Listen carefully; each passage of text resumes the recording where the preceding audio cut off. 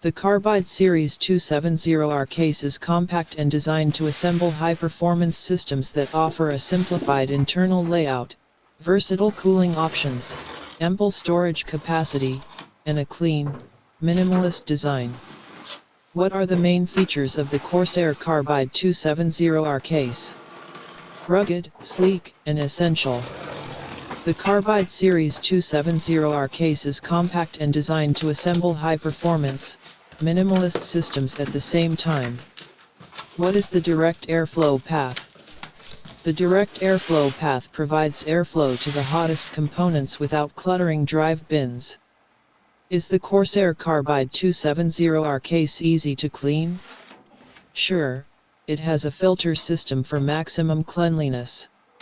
The appendage-free exterior panels provide an unobtrusive look for a clean, minimalist overall design. The discrete cable routing compartment makes it even easier to achieve an effortlessly clean system. What liquid cooling sizes are supported? There's room for a front radiator up to 360 mm, a 240 mm radiator at the top, and a 120 mm rear radiator. Is there enough storage space on the Corsair Carbide 270R? The rugged steel drive trays provide ample space to increase the number of hard drives. How many hard drives can the Corsair Carbide 270R accommodate? 2 drive bays 3.5. 2 drive bays 2.5. What is the maximum supported GPU length? 370 mm.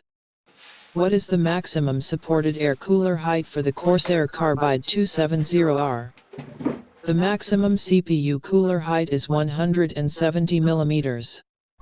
Can I mount a very large heatsink like the Noctua NHU14S in the Carbide 270R case?